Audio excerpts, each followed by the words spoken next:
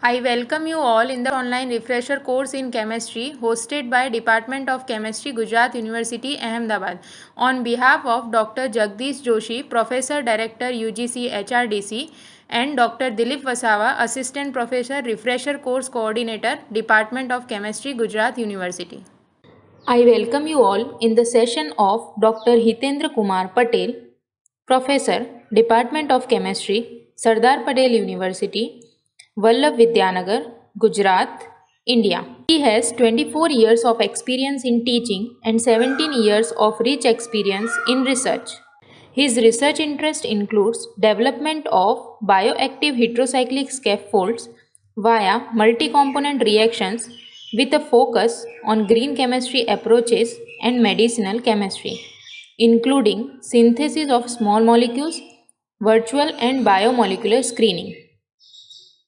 He acts as a reviewer editor in Organic Chemistry section, Frontiers in Chemistry Journal, and editorial board member of Frontiers in Chemistry and in other international journals. He was an elected member of the Organic Division Council and was admitted as a Fellow of Royal Society of Chemistry, London in 2020.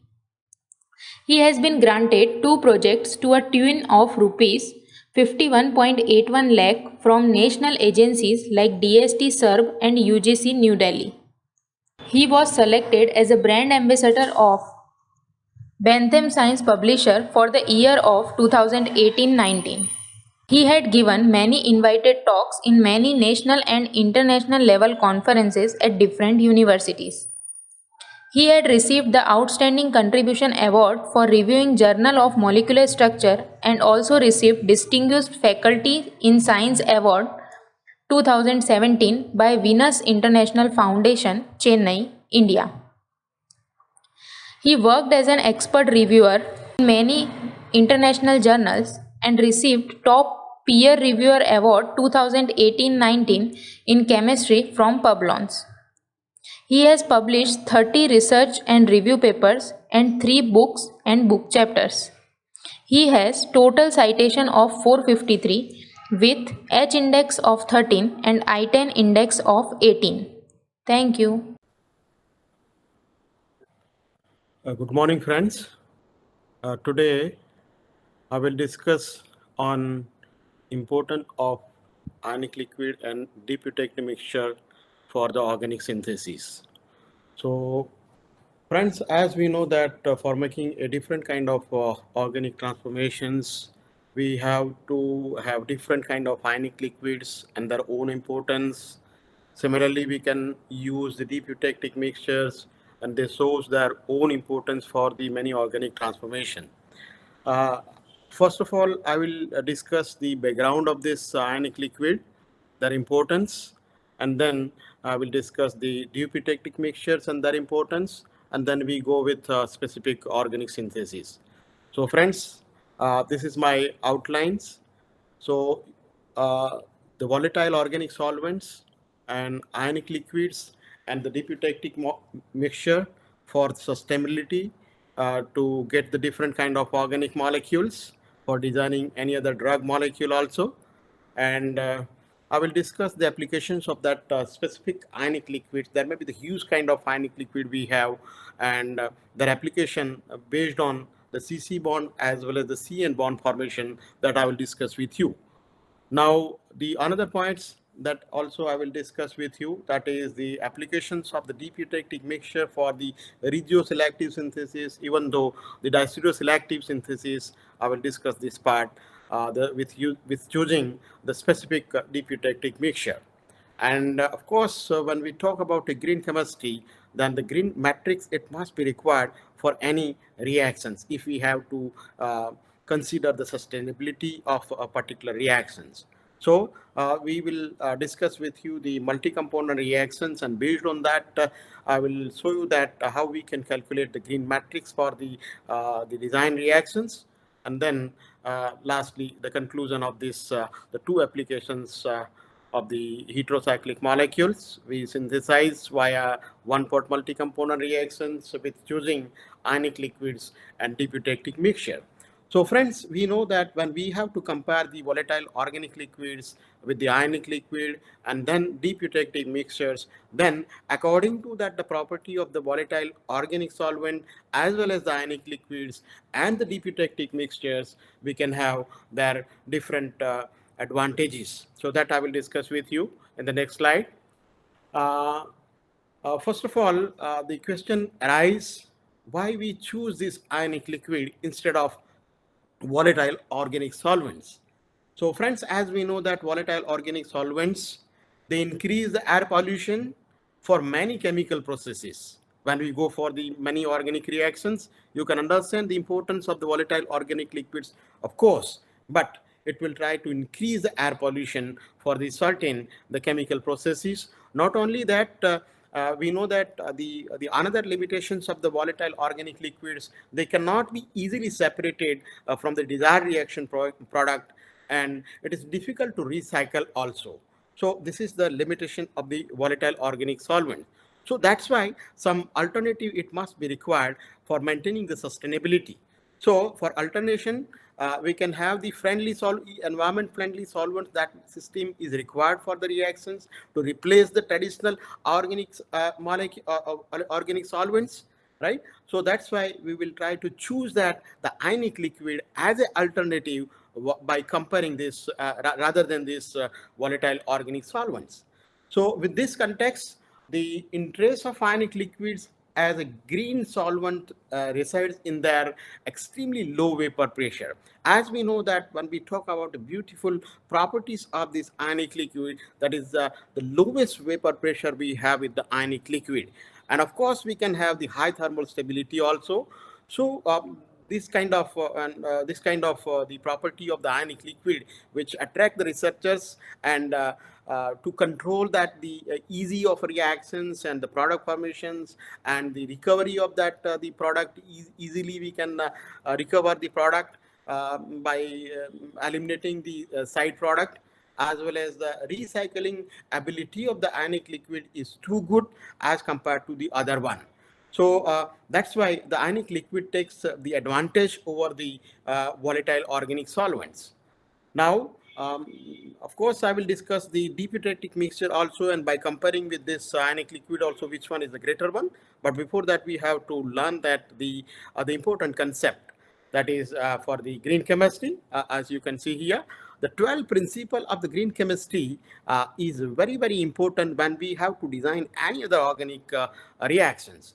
So friends, we have to keep the certain 12 principles in our mind, and we will try to maintain as that the topic is covered for maintaining that the green chemistry for the reactions out of this 12. If we have to maintain this 6 or 7, then it is good for us for maintaining that sustainability of the reactions. I will show you with the examples also when we have to discuss the applications of the ionic liquid or maybe the deep eutectic solvent, how we can sustain, how we can design the sustainable reactions. I will discuss with you later on. Okay. So friends, the one important point is the waste prevention. Another one, that is the atom economy, is another important part for the green chemistry, and the less hazardous chemical process. And then designing, we have to design the safer chemicals, and we have to choose that the safer solvent as well as the auxiliaries, and the energy efficiency, as well as the renewable feedstocks and the reduced derivatives, then catalysis and design of degradation of the product, and the real-time analysis for the pollution prevention, and the safe chemistry for the accident prevention. So these are the 12 important principles we have to maintain for the reactions, right? So that by keeping this the 12 principle in our mind, we have to think about the which solvent is suitable for our design reactions. So just I will show you with this slide. Let me try to show you the full view of this slide. Okay, so friends, how we can choose that the solvent for design reactions? That it depends upon the what kind of substituents we have and what kind of functionality we have around the skeleton, and based on that we have to choose the solvent system. So friends, here in this column, the preferred solvent is shown with the green color, and the usable that solvent rather than this one. So that is usable solvent, and here undesirable solvent is listed over here. So friends, as we know that in this the preferred organic solvents, preferred solvent selection for the reaction, of course the water is the most advantageous when we talk about the sustainability. Then acetone, ethanol, the 2-propanol, 1-propanol, ethyl acetate, and methanol, and butanol, and the tertiary butanol. So these are the safer solvent for the reactions according to the green principles. Uh, you can see here, and then usable, not exactly the desirable one as compared to this earlier one, but no problem, we can use this solvent if we are not having any of the substituents for the solvent selection. So cyclohexane, heptane, and the toluene, and methyl cyclohexane, methyl tertiary butyl ether, and the isooctane, acetonitrile, and 2-methyl tetrahydrofuran, right? And then dimethyl sulfoxide, acetic acid, and ethylene glycol. So these are the usable solvent, right? When we design the reactions. But this are the solvent which is shown with this red color, that is undesirable one. Because of the certain level, we can have a disadvantage. So that's why we do not use this pentane and hexane. So as we know that instead of hexane, we may use this heptane, because there is a one option is there for getting this greener reactions. So that's why hexane is not used, and then we have to use the heptane. So in a similar way, you can see that the other solvent, that is diethyl ether and dichloromethane, dichloroethane, chloroform, and dimethylformamide, and N-methyl pyrrolidine, pyridine, and dioxane, as well as this dimethyl acetate and benzene and carbon tetrachloride. So these are the undesirable solvent for the reaction. So instead of this, we will try to choose the alternative for the selection of the solvent. So according to this reference, I shown this slide. Now, furthermore, the red solvent, that means undesirable solvent I am talking about. So you can understand why this one is not the suitable solvents. So because you can see that the two important reasons, that is of one thing that is very, very important as a flash point, right? So you can see here the pentane having the flash point minus 49, minus 23, and according to this, so there is a various flash point we have. My point is this solvent is not a suitable one, and it is under the category of a red solvent for designing any reactions. That is only because of suppose if I'm talking about the pentane, then the very low flash point as well as the good alternative is available rather than the pentane. So that's why we cannot use it. And when we talk about this hexane, then you can see it's a more toxic rather than the alternative heptane, isn't it? So that's why we cannot use it. And when we talk about the diisopropyl ether as well as the diethyl ether, you can see here it's a very powerful peroxide former. So good alternative ether is also available instead of this one. And here also very low flash point is there, and a good alternative is also there in terms of the ether. So that's why we cannot, we have to replace this ether, right, with another ether, suitable ether. So another things, that means you can see the dichloroethane and the chloroform, they are the carcinogenic, and somewhere we can have DMF, that is a toxicity is more, and it's strongly regulated by the EU solvent interactions, right, European Union solvent directive. So you can see this because of these reasons we cannot use these kind of the various solvent, because either we can have a very low flash point, or we may have a carcinogenicity, or we may have the toxicity that is more with the solvent, right? So due to that category, we are avoiding this such kind of solvent, right? So I hope you can understand we cannot use this kind of solvent because of this reason. Now, the solvent replacement, as I already explained that the good alternative we have rather than this desirable solvent. So that's why definitely we have to replace this pentane. Suppose if we have to design newer reactions, you forgot about the pentane and hexane, but you can replace with the heptane, isn't it? So, and similarly, you can have the pyridine also. You can replace this pyridine with this triethyl amine, right? So you can have these substituents. These are the alternatives instead of these solvents. So that's why we inserted this the solvent replaceable table over here to understand that which solvent system is a preferred one for the organic reaction. Now I'm showing you that the comparison of the organic solvents with the ionic liquid. So as we know that why ionic liquid is a more demandable one as compared to the organic solvent. You can see here the property which is shown here. So the huge scope we have with the ionic liquid rather than the organic solvent. And then you can see here the multifunctionality is there with the ionic liquid rather than the organic solvent. We can have a single function, and you can see here the ionic liquids there may be a common and they are the tunable one. Okay, by selecting the different ion. Okay, different symmetrical ions, we can choose the ionic liquids. And the vapor pressure, when we talk about, then of course ionic liquids, the negligible vapor pressure we have under the normal condition. So that's the biggest advantage of this ionic liquid rather than this organic solvent. And when we talk about the flammability of the solvents, so you can see that usually they are the organic solvent, volatile organic solvents are the usually flammable one. But here, the ionic liquid, the plus point is they are usually non-flammable. So that's the great advantage of the ionic liquid. That's why that is situated under the green chemistry concept.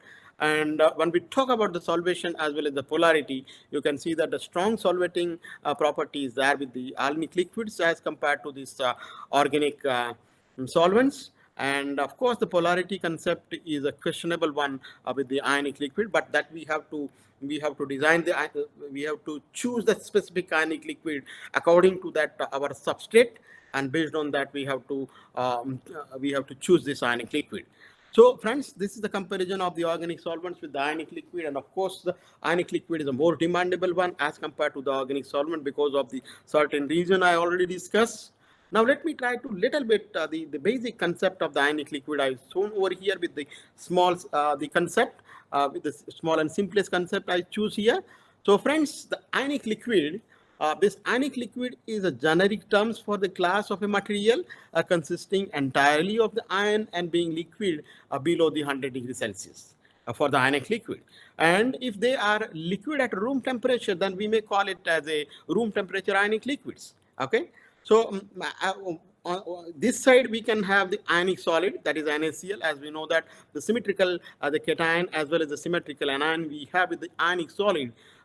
Similarly, we can talk about the ionic liquid. Then the great advantage of the ionic liquid that we have to have by choosing the suppose if I'm talking about the symmetrical ion we have, but here you can see that the asymmetrical cation we have. So that's the combination of the ion, asymmetrical cation as well as the symmetrical ion that makes the beauty of the ionic liquid for the reactions, for designing newer reactions. Now I will show that the little bit the discovery and the history of this ionic liquid. So friends, here see the Paul Walden is a very good scientist. You can see here that the invention, you can see here the description of a low melting point salt that is found out in 1914, and ethyl ammonium nitrate, right? So that is found out mainly, that is first time it is reported with the low melting point salt in 1914, and then first room temperature ionic liquid is reported in 1951 with having this ethyl pyridinium bromide and the aluminum chloride melt. And then most stable and conductive salt is reported in 1982 in terms of the 1,3-dialkyl imidazolium salt. And then hydrophobic ionic liquid is reported in 1992, first time with this one, that is a 1-ethyl 3-methyl imidazolium tetrafluoroborate. So that is a little bit the discovery of the ionic liquid and their history. Now I will show you that the characteristic properties of the ionic liquid.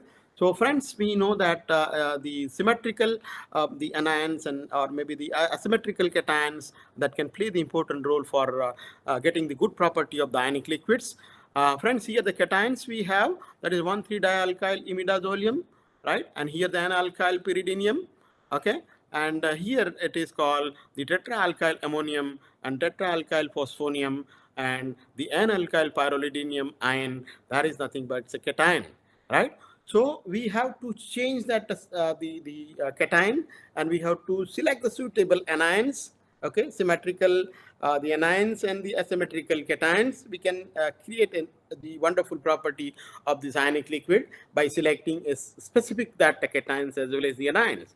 So friends, as we know that the hydrophobic this part, and here we can have the hydrophilic in nature. So based on that the functionality we have with our substrate, we can choose these kind of suitable cation and anion, so we can easily carry out these reactions in a simplest manner. So that's the characteristic properties of the ions. Now when we talk about ionic liquid, there is a huge class of ionic liquid is there, the huge option we have to select the different kind of ions, and based on that the selections of the cations and anions in the ionic liquid form, we can have their own properties. So friends, there is nothing but the classifications of the ionic liquid is shown in this panel. So one, that is a task specific ionic liquids. Another one, if I'm talking about the switchable polarity solvents, then chirality ionic liquids, the polarizable ionic liquids, and bio-ionic liquids, protic ionic liquids, and then the metal salt ionic liquids, and supported ionic liquids, and amphiphilic ionic liquids, and of course one of the things that is a little bit different rather than the ionic liquid, and that's why the property of the deep eutectic solvent, or we may call it as a deep eutectic mixtures, can play the greater advantage rather than the ionic liquid. I will show that the comparison also. But you can see that roughly the near about 10 the types of ionic liquid I shown over here, but we have to choose that applicability, and based on that that we can have the different kind of ionic liquid. So friends, there is nothing but just I am showing you the near about the 10 types of the ionic liquid with this slide. Okay, now when we see that the broader applications of the ionic liquid, so here you can see that the broader applications of the ionic liquids that is used for the mainly when we talk about the organic chemists, they use as a solvent and catalysis for the synthesis as well as the catalysis. They use it, and we can also use it for the microwave chemistry and for the nanochemistry, right? And when we talk about the physical chemistry, then the binary and tertiary systems, for that we use it, and refractive index, and for the thermodynamics we use the ionic liquids. And another applications, when we talk about the electrochemistry, then it is useful for this battery as well as the metal plating, as well as the solar panels and the fuel cells. We use this ionic liquid. And when we talk about the bioengineering, then of course we use the ionic liquid for the coating as well as the lubricant, as well as the dispersing agents and the compatibilizers, and of course we can use it for the plasticizers also, right? And when we talk about biological concept in a way of biological things, we have to use the drug delivery system. For the drug delivery systems also we can use it, and biocides and biomass processing, and of course the personal care and the embalming also we can use this ionic liquid. And lastly, when we talk about the analytical applications, at that time the matrix for the mass spectroscopy as well as the gas chromatographic column, we also use this. So friends, you have seen this the broader applications of the ionic liquid. Now, what are the advantages of the ionic liquid? As I already explained a little bit, see, the easy separation of this ionic liquid from the reaction mixture, it is happened. And second one, that is a very low vapor pressure we have with the ionic liquid, and that's why the ionic liquid takes the greater advantage over the volatile organic solvents. And another one, that is a non-flammable substance. And of course, the ionic liquid is a more having more thermal stability as well as the mechanical stability, and the electrochemical stability is good for the ionic liquid. And the very important parameters for this ionic liquid, that is a low toxicity we have with the ionic liquid. That's the great advantage of this ionic liquid. That's why the many people, they use this ionic liquid instead of the volatile organic solvents. And of course, so the another points, that is a non-volatility of the ionic liquid is there. So based on this, the greater advantage of the ionic liquid, the many scientists, many researchers, they utilize this ionic liquid and the novel ionic liquids for designing a newer reaction, right? Now, let me try to explain a little bit based on these deep eutectic mixtures. Here I shown when we compare with the ionic liquid. So ionic liquids and the deep eutectic solvents are receiving the increasing attention for the both academic as well as the industrial research due to their immense applications potential. So that's why we use this ionic liquid as well as the deep eutectic mixture. So this designer solvents are environmentally friendly and in nature and with the tunable physiochemical properties with these two important points, the ionic liquids and the deep eutectic mixture. So the deep eutectic solvent, or we may call it deep eutectic mixture, it contains large and the non-symmetrical ions that have low lattice energy, and hence we can have the low melting point also, isn't it? So they are usually obtained by the complexation of a quaternary ammonium salt with the metal salt or with the hydrogen bond donor. Let me try to show you that how we can create a variety of this dipyridactic mixtures with the another slide. Okay. So friends, you can see the first column. Here we can have the halide salts. We can choose a different kind of halide salts. For example, choline chloride. And another one, that is anethyl 2-hydroxy and dimethyl ethyl ammonium chloride. And here another substituents we can have with this, that is a 2-chlorocarbonyl oxy and trimethyl ethane aluminum chloride, isn't it? And here N-benzyl 2-hydroxy and dimethyl ethyl ammonium chloride, right? So these are the halide salts. We can take a halide salts, right? And on the other hand, we have to take a hydrogen bond donor. So hydrogen bond donor, we may choose it anyone, like oxalic acid, citric acid, then the malonic acid and the succinic acid and adipic acid, benzoic acid, right? And sometimes we can use the urea, acetamide, and 1-methyl urea, as well as 1,3-dimethyl urea, benzamide, and thiourea also. So there is nothing but we have to think about the hydrogen bond donor. The molecule must behave as a hydrogen bond donor. And here you can see that we can have a salt formation. So by the combination of this halide salt as well as the hydrogen bond donor, we are able to make a deep eutectic mixtures. Now, here just I will show that the similarity of the deep eutectic solvents with the ionic liquid when we have to compare it. So here the deep eutectic solvent or deep eutectic mixture differences in comparison to the ionic liquid, right? So you can see that deep eutectic solvent here. So there is a low price of the deep eutectic solvent as compared to ionic liquid. And you can see that wide electrochemical window we can have. That is a similarity with these two important terms.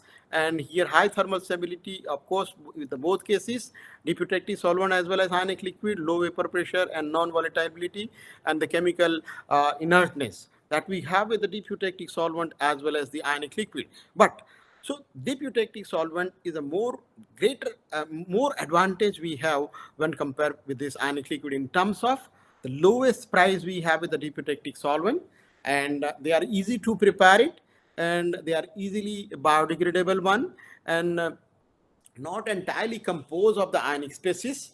Uh, so that's the advantage of the deep eutectic solvent as compared to ionic liquid. So that's why in a recent trend, the many people they use that the deep eutectic mixtures instead of the ionic liquid also, because of the four important the points as a property of a deep eutectic solvent. The many scientists they replace the ionic liquid and they use this deep eutectic solvent. So friends, deep eutectic solvents, as I already explained that, they are easy and fast to prepare it, and they are having the thermal stability, biodegradability, and low toxicity, and they are inexpensive. So that's the great advantage of the selection of a deep eutectic solvent. And when we talk about this, the deep eutectic solvent, their properties, so it is useful for the extraction process, and it is also useful for the many electrochemical processes, and of course, it is also useful for the dissolutions and for the many organic syntheses. The many people they use it, and for the catalysis also, the many researchers they use it, and of course the lipase catalyst reactions also this eutectic solvent is used. So that's the property and that's the advantage of the deep eutectic solvent. Now let us start with this the applications. First of all, I will discuss with you the two important applications of the ionic liquid first, and then I we will go for the applications of the deep eutectic mixture for the certain these pyroheterocyclic molecules. Let us see here. When we as we know that the important the properties of the ionic liquid, so we have to choose this one of the novel ionic liquids for the formation of a domino novenazole and the Michael addition type of reactions.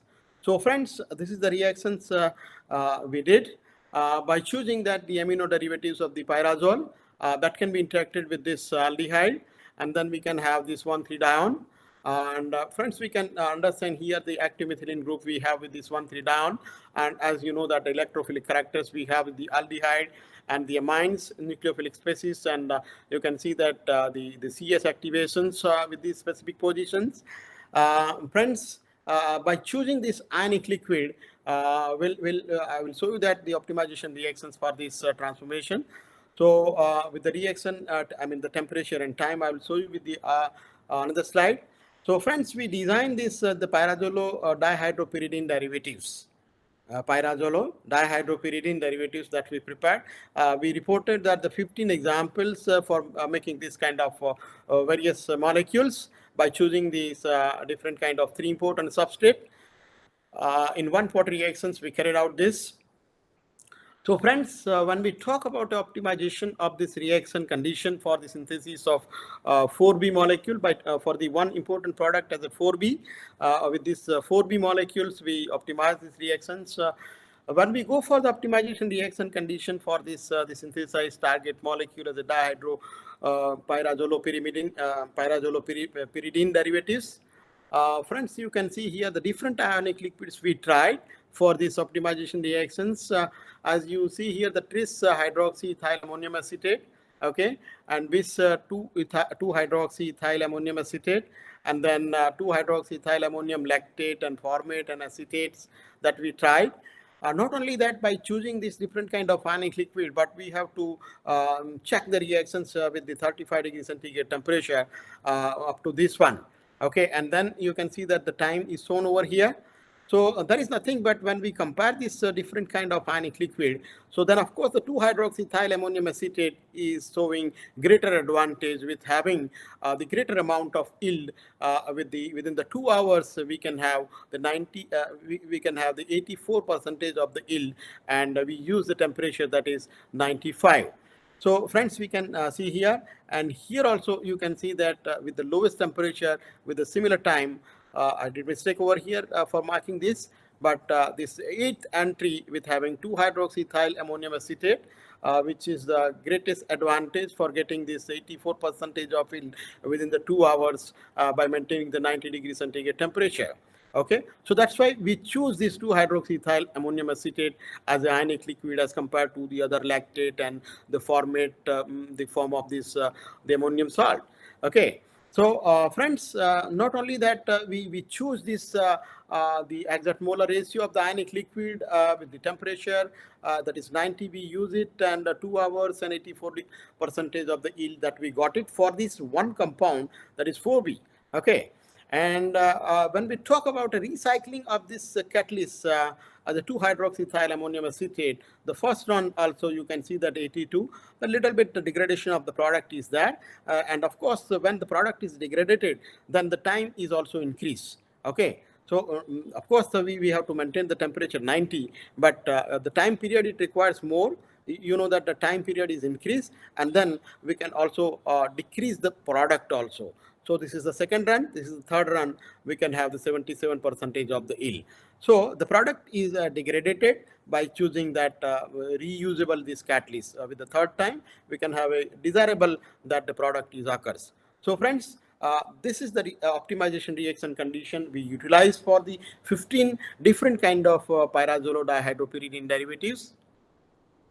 Okay, so different hydroxy alkyl ammonium ionic liquid that we use for this study, right? So as I already explained that this first one, that is 2-hydroxyethyl ammonium formate, this is acetate, and then this is lactate, and this is also acetate and acetate, right? So friends, out of this 5 the prepared this ionic liquids, so the second one, that is the 2-hydroxyethyl ammonium acetate, is desirable one. This is the best ionic liquid for the transformation, whatever we design the organic molecules. So we utilize this ionic liquid for the 15 entry. Okay. So, and here you can see that the recycling of the 2-hydroxyethyl ammonium acetate as ionic liquid. So friends, you can see here the green, it indicates that the percentage of yield. You can see that with the fresh use of this ionic liquid, we can have 84%, and at the last, with the third run, we can have a 77% of the yield. And of course, you can see that initially it requires the 2 hours to get this 84% of the yield. Then in first run, we can have the similar time and we can have 82% of the yield. And then again, you can see here, there is the thing, but time period is increased with the second run and third run. And then of course, the product is also a little bit decreased. So that's the recyclable ionic liquid. We use it, and that's why the great advantage of the 2-hydroxyethyl ammonium acetate we reported over here. Now let me try to explain that. Let me try to explain this the mechanism for this transformation. That means the parazolo dihydropyridine derivatives. So 15 compound we reported. Let me try to explain this ionic liquid. We have the 2-hydroxyethyl ammonium acetate. We use this ionic liquid. So friends, as we know that whatever the reactions we design, first of all, we have to take aldehyde, and then you can see that first of all, the protonation is take place on the carbonyl carbon. So this carbon atom makes more susceptible to interact with the nucleophile. So that's why protonation occurs first from this ionic liquid, and then after you can see the abstraction of the proton is take place from the active methylene of this 1,3-dione, and then it makes the nucleophile species. After making this nucleophile species, the nucleophilic attack is take place on the carbonyl carbon, and then you can see that the CC bond formation is take place. So friends, here you can understand the CC bond formation. After getting the CC bond formation, again the protonation is take place. So how the protonation is take place here? So you can see that the protonation is take place, and we can have this formation. So that is nothing but the OH2 plus. So after protonations, we have to eliminate the water. So how the elimination of the water is take place? By releasing the electron to make the double bond. So friends, here we can have a double bond formation with the aldehyde molecule. So CC double bond is generated by eliminating the water molecule. And after that, you can see here the protonation again it is take place, where the protonation is take place with this oxygen, carbonyl carbon. So after protonations, you can see that the aminopyrazole derivatives NH2 will act as a nucleophile, right? So it releases the electron and activates this carbon atom. So after activating this carbon atom, you can see here, so it acts as a nucleophile on this carbon atom, and double bond is shifted, and then there is a OH. So friends, there is nothing but we can have the very important thing. After nucleophilic attack, we can have a CC bond formation that you can understand here. So this is the CC bond formation. Then the keto-enol tautomerization is take place. So friends, this is the keto form, and this is the enol form. So you can understand that the importance of the ionic liquid throughout this mechanism. Either they will try to help for the abstraction of the proton, or either it will try to give the protonation. So that's the dual role of ionic liquid. That's why it takes advantage for this reaction. So after making this keto-enol tautomerizations, friends, we can have the nucleophilic attack by the NH2. So there is nothing but the cyclization is take place over here, and then the protonation is take place. After cyclizations, we can have a CN bond formation, and then we have to eliminate the water molecule to have this final product. So that is nothing but we have to carry out these reactions by making a 2 CC bond and 1 CN bond formation is take place for this organic transformation. So that's the mechanism of this product.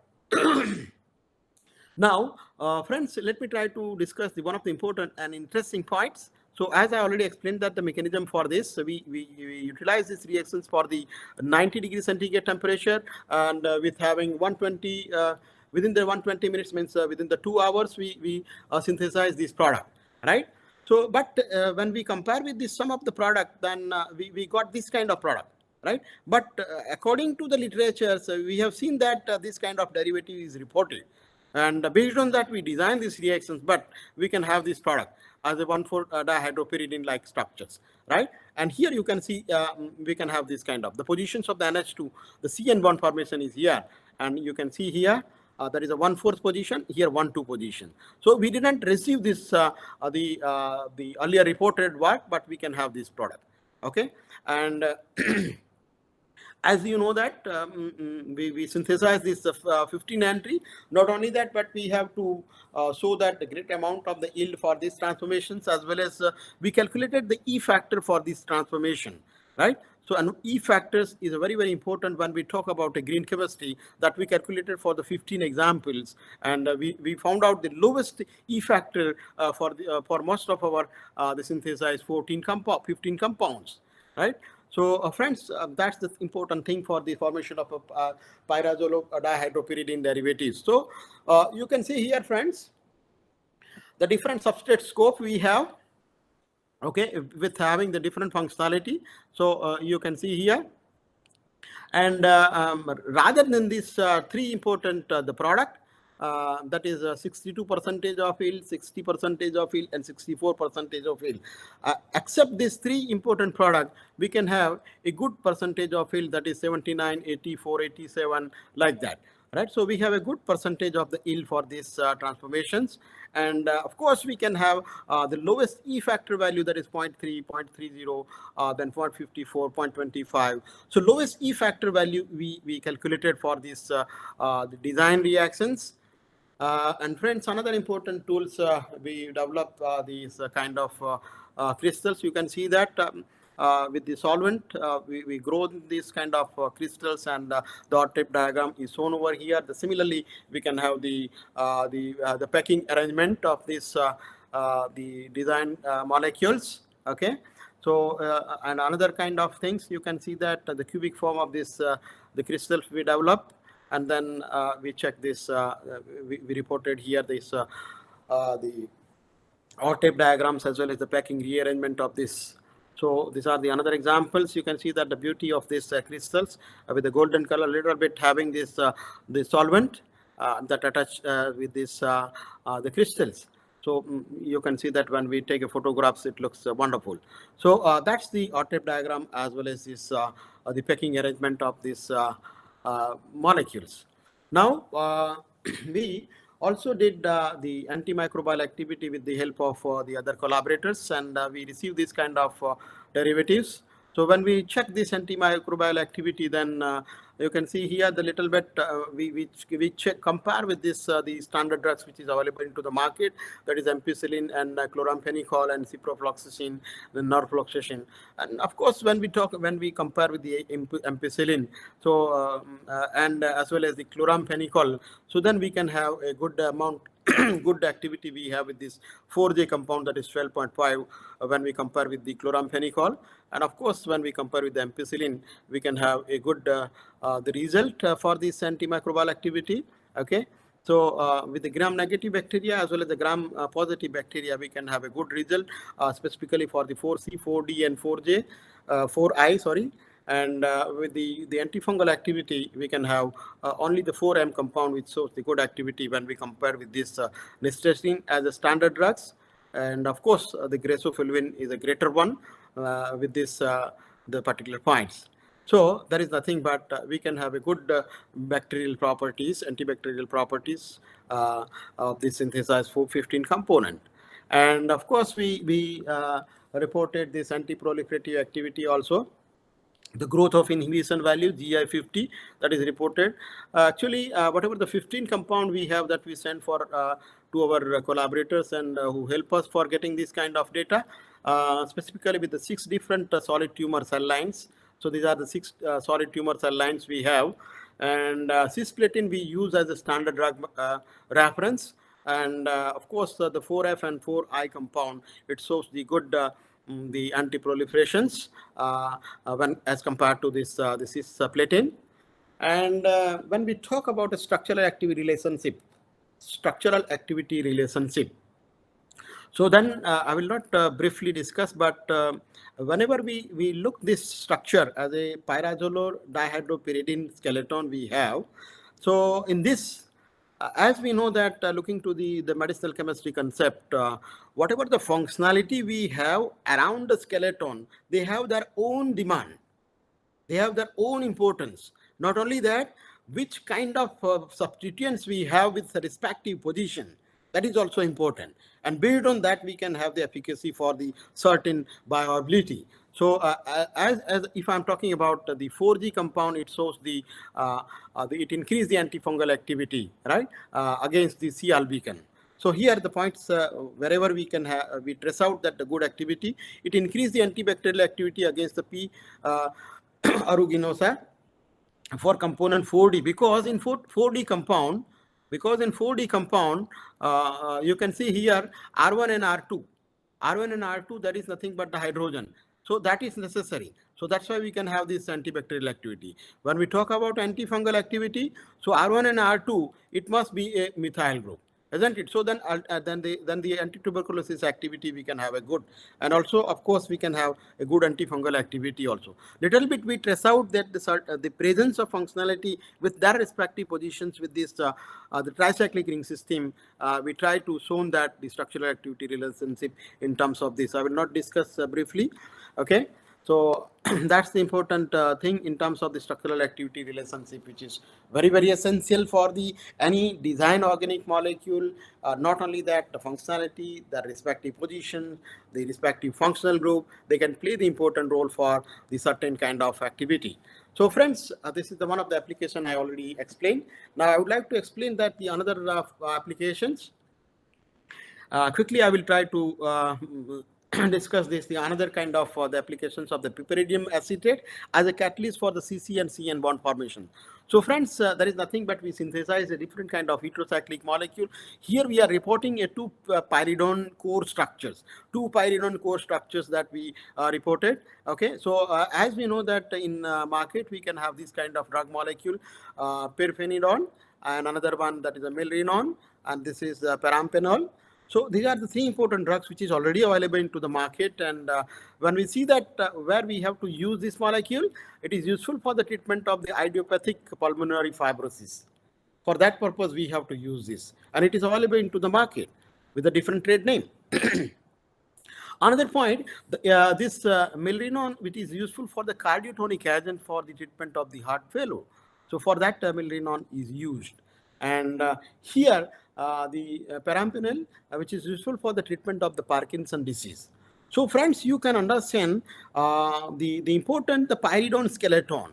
With this molecule also, and this drug molecule also, pyridone we can have. But you can understand the important functionality which attached with the nitrogen. So it changed the property. You can see here the cyano group which is present with the fully aromatic ring system instead of this one, isn't it? So that functionality with the different positions, they are able to change that whole property of this drug molecule.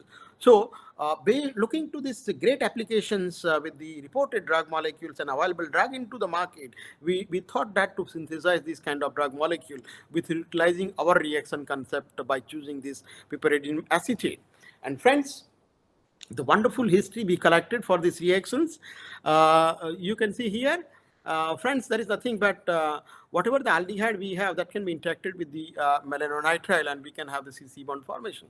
Okay, that we did it first, and then the another substrate we use directly, that is unsubstituted cyanoacetamide, that can be interacted with this first reactant, isn't it? First we prepared this one at a room temperature for getting this CC double bond, and then we interacted with this unsubstituted cyanoacetamide. So friends, there is nothing but the important, the basic chemistry that we highlighted over here in terms of the steric hindrance. So friends, here we choose that the phenyl group, and we can use the biphenyl group, and we also use the naphthyl group. So these are the three different kind of substituents we choose it, isn't it? So, and we found out that the lowest the steric hindrance we observe, and then we can have this the important 2-pyridone skeleton we have, and we can have this kind of important moiety. Okay, so with the lowest steric hindrance, there is no problem if we choose that R1. So if you choose the R1, I mean with the aldehyde, if you can have a phenyl ring system, and if you can have a biphenyl ring system, if you can have an naphthyl ring system, then there is no problem to get this 2-pyridone. But if we have to choose, R1 is equal to anthryl ring system. So friends, R1, we have to choose the anthryl ring system. So then definitely the steric hindrance occur. High steric hindrance is observed. So that's why our design target molecule is this, but we cannot have this, and unfortunately the sixth entry we have with this N-substitute 2-cyanoacrylamide. So this derivative is occurs with the 6 important entries rather than this one. But our goal is to prepare this 2-pyridone, but unfortunately we can have this molecule. So that's the important history we covered over here with the simplest basic chemistry for getting this kind of transformation. So friends, let me try to explain quickly these reactions. So here, when we take this aldehyde, and we have to interact with the melanonitrile, as I already explained that in presence of piperidinium acetate at room temperature only, in presence of ethanol as a green solvent, within the 5 minutes we can have the CC bond formation, right? And then after the different kind of this, the important that the olefinic compound, we prepare it, and then we interacted with the N-cyanoacetamide derivatives. We use it in presence of piperidinium acetate, and we reflux it with this green solvent as a ethanol, and we can have this 2-pyridone skeleton, right? So a 10 to 12 entry we prepared for this important skeleton. So friends, here you can see that the scope of reactions with having different functionality with this aromatic ring system, as well as the aldehyde, the R1, we can have a different substituents, that is phenyl.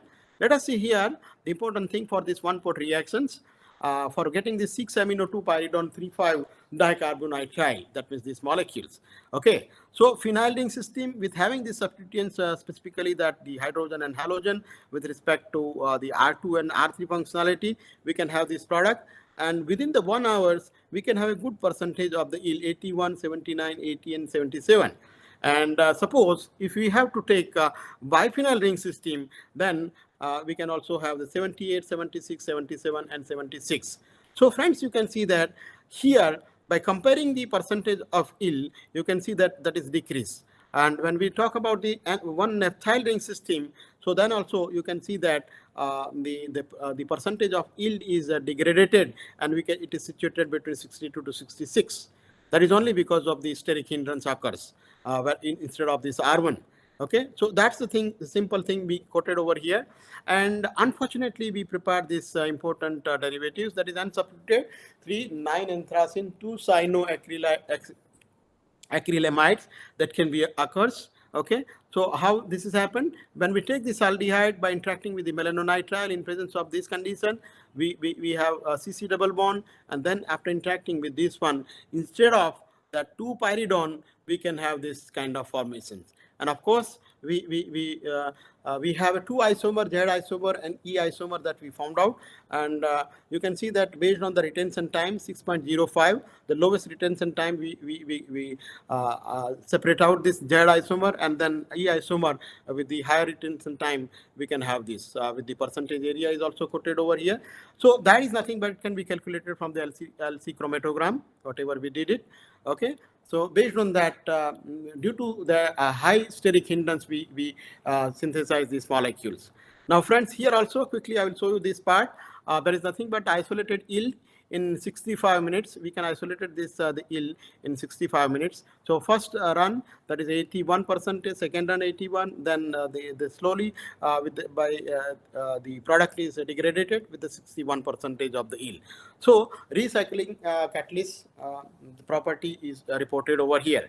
Now I will not brief this important mechanism for this one, but because we have to explain this the other reactions also with taking the examples of the deep eutectic mixture. So let me try to explain quickly that aldehyde molecule.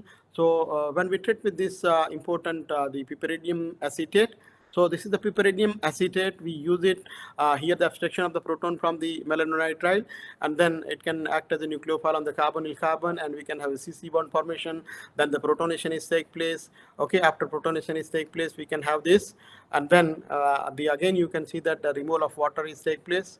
After getting protonations, that can be eliminated, and with making the CC bond formations, we can have this product.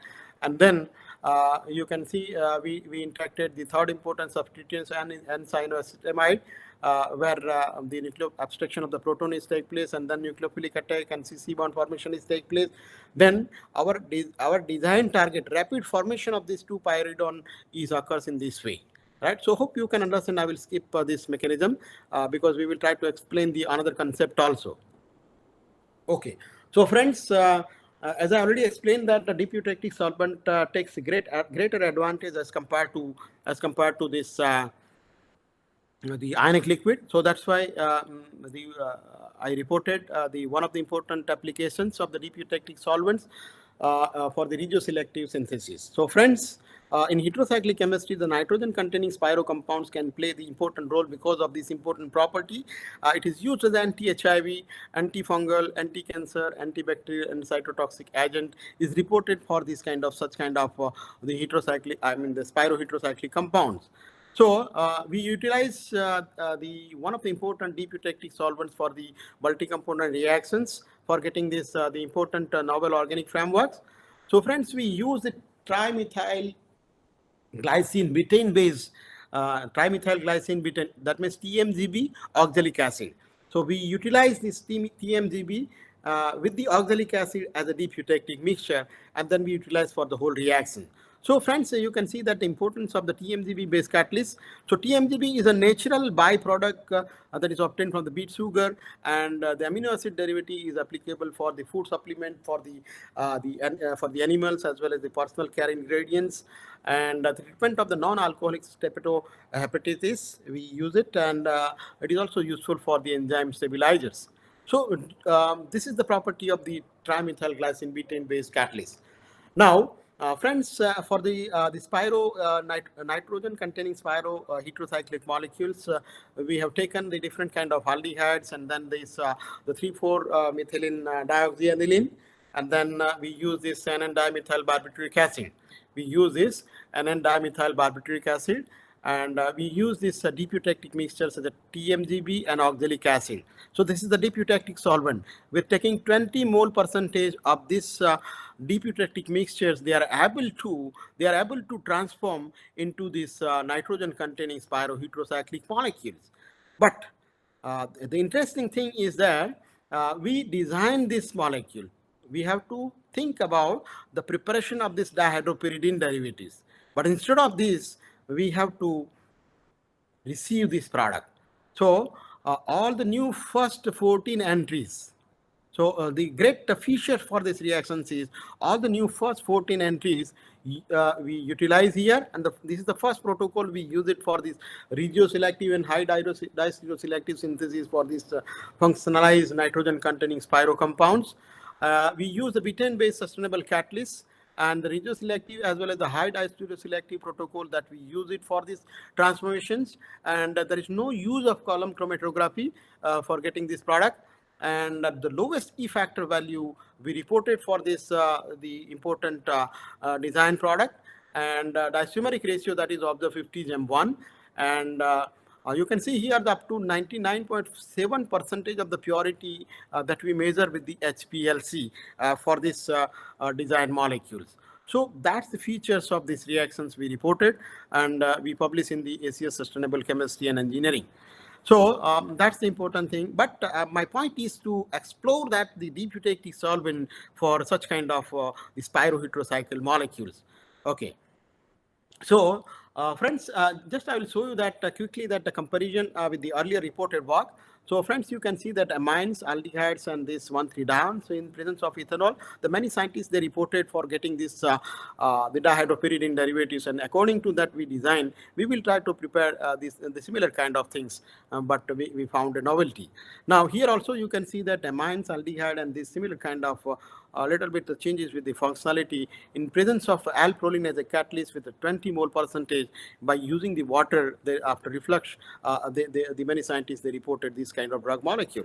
And another one here also you can see that in presence of piperidine and the IP and H2O at 75 degrees centigrade, the many scientists they reported this kind of derivatives. And then we tried to prepare this kind of derivatives by choosing this TMGB oxalic acid with choosing 20 mole percentage of this, and in presence of ethanol at 70 degrees centigrade temperature. We try to prepare this one, but we cannot receive this product. But we can have this kind of regioselective and high diastereoselective synthesis we received. And you can understand, I think the 4A to N, the compound we synthesized, and we reported into the research work. Now here you can see that how we prepare this TMGB based catalyst. Quickly I will show you that the trimethyl glycine butane, okay, that can be interacted with the any hydrogen bond donor that we choose it, the 4 option we have, and after stirring at room temperature we have this kind of ionic liquids. So here you can understand the different kind of that the acids we use is citric acid, tartric acid, oxalic acid, succinic acid, and acetamide. We use it as a hydrogen bond donor to interact with the TMGB, the salt formation, and we prepare the ionic liquid. And then we go for the optimization reactions for these parameters, and of course, as I already explained that with the two important product, we targeting these two important product, we carried out this these optimization reactions. And friends, here the 4A and 5, I will Thank you show you very that the much, sir. 4A It is was nothing very but nice the and informative nitrogen session containing for all. Thank you spiroheterocycles, and very 5 much is once nothing again. but dihydropyridine. Now let us see here with this optimization reaction condition, we tried huge catalysts with a different proportion. You can see that 1 mole ratio. The solvent system we use as a green catalyst, that is water and then ethanol. And at room temperature we also tie, but at room temperature with using 90 minutes we didn't receive any product. Okay, but then after we try L-proline and formic acid and acetic acid and paratoluene sulfonic acid, triethyl amine, and TMGB based citric acid, tartric acid, oxalic acid. So friends, we tried huge rather than this one also, and we found that the TMGB oxalic acid is the best deep eutectic solvent for this. It catalyzes easily that reaction, and then we can have with the 70 degree centigrade temperature with the 60-minute, we can have the 42% of yield for this the pyroheterocycle. But here, just I will show you that the final one only. So you can see the 38 entry we tried with the different catalysts, and we can have the TMGB oxalic acid 20 mole. That means the 1 gem, 1 gem, 2. So these are the 3 reactants. So 2 moles of the aldehyde that we have to use it, and in presence of ethanol, 70 degree centigrade temperature with the 60-minute, we can have a good amount of yield, that is 85. And of course, we can have a great the E factor value, that is 0.77 with catalyst, and without catalyst we can have. Right, so this is the greener approach we found out with this optimization reaction, and of course we try to explore that the molar ratio that is increased, but there is no change with this kind of things. So that's why we fix this. Our reaction concept with the TMGB oxalic acid based deep eutectic solvents we utilize, and with this the proportion we go for this the whole synthesis of the product. And I will just focus with the substrate scope for the regioselective synthesis of this kind of derivatives, right? That means the nitrogen containing pyroheterocycles. So friends, you can see that the different substrate scope we use it, and this is the time, and this is the product, and this is the percentage of yield. We can have a desirable percentage of the yield that we received, but the important attractive features of this our design product, we found that the greater amount of the purity that we received, and of course it is shown that the isomeric ratio in this manner. And the another important features of our design work is to have a lowest the E factor value that is shown over here for the 14 entry. Okay. Now, the radar plot that is drawn based on that the calculations of the E factor as well as the atom economy and the reaction mass efficiency and the optimal efficiency.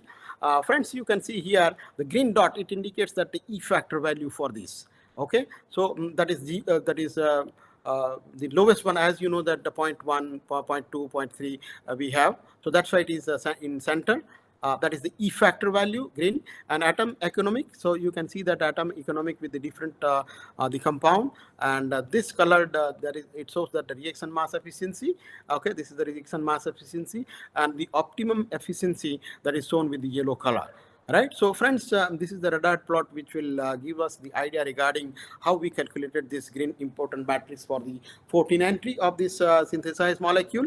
And of course, we did the recycling of the catalyst, and we can have, you can see the green line, it indicates that the reaction of the yield, this is the percentage yield, 85, and then it is degraded up to 80.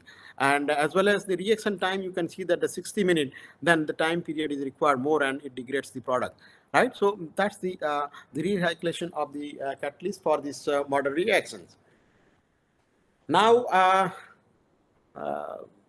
I would like to show you a little bit that it's a similar kind of things.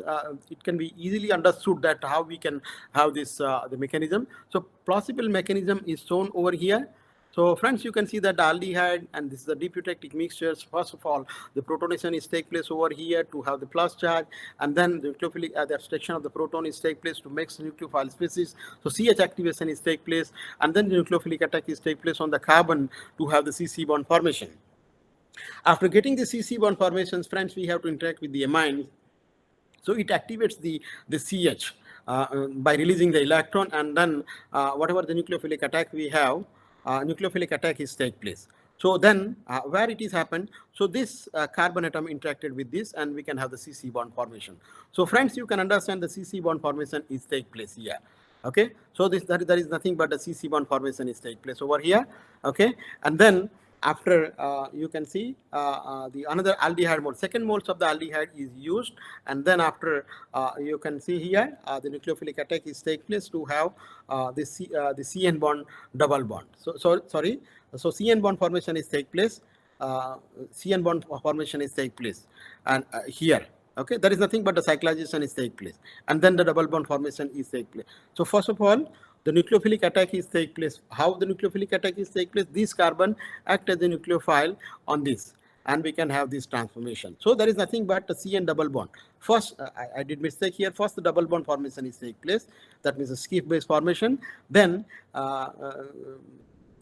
can have the cyclization in this manner. So after the abstraction of the proton, it connects the nucleophile species. Then the nucleophilic attack is take place on the CN double bond. Okay, and then here we can have the NH. So friends, there is nothing but the cyclization is happen by showing this red arrow. So with the help of intramolecular the ring closure steps by getting the CC bond formation. So we can have the CC bond formation like this one. But when we talk about the intramolecular ring closing step for the CN bond formation, according to the earlier reactions, remember here, this NH2 cannot act as a nucleophile on the carbonyl carbon to make this CN bond formation in our case, right? So this is not, we receive this product. We did not receive this product, but in earlier literature they reported. But you know that instead of the nucleophilic attack directly happened to the carbonyl carbon, what exactly happened? Second molecules of the aldehyde that can be interacted with the nitrogen, and we can have a CN double bond, and we can have a CN double bond, and then we can have a new we design a new spiromolecules in this way. So friends, this is the possible mechanism for this transformation, and I already explained that dotted diagrams, and we deposited in the Cambridge crystallography data center with this specific number. And after publishing our paper into the ACS Sustainable Chemistry, we received this anti-proliferatory activity with our collaborators, and we found that the D31, here the sample labeling is different rather than 4ABC.